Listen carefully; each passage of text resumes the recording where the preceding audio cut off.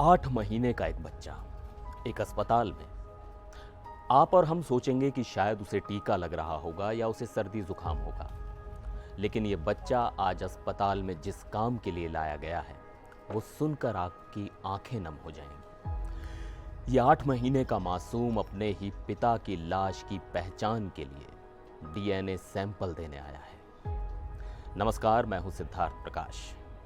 Ahmedabad plane crash की हर कहानी दिल को तोड़ रही है, लेकिन ये कहानी आपकी रूह कपा देगी। ये है मोहम्मद अदनान, उनकी पत्नी मंताशा और उनका 8 महीने का बेटा मोहम्मद इब्राहिम, ब्रिटिश नागरिक। ये परिवार ईद मनाने के लिए अहमदाबाद आया था। घर में खुशियों का माहौल था, जश्न की तैयारी थी। लेकिन किस्मत का खेल देखिए, परिवार को वापस लंदन लौटना था।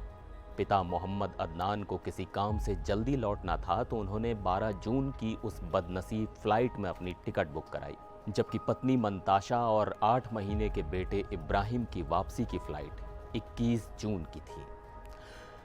किसने सोचा था कि ये 9 दिन का फासला एक पत्नी और बेटे की जिंदगी तो बचा लेगा, लेकिन उनसे उनका सब कुछ छीन लेगा।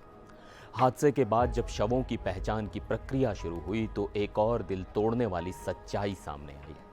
पत्नी मंताशा वो इस हालत में ही नहीं थी कि वो अपने बच्चे को लेकर सैंपल देने जा सके।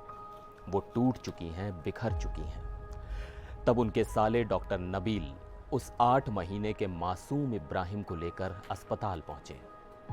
आप बस एक पल के लिए जरा उस मंजर की कल्पना कीजिए।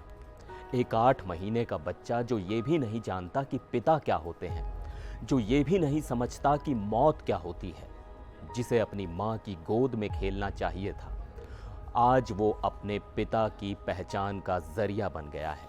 उसका डीएनए सैंपल लिया गया ताकि उसके पिता की शिनाख्त हो सके, ताकि उनके पार्थिव शरीर को घर ले जाया जा सके। जब ये बच्चा बड़ा होगा तो उसे क्या बताया जाएगा? उसे कैसे समझाया जाएगा कि वो अपने पिता को जानने से पहले ही उनकी पहचान बन गया था?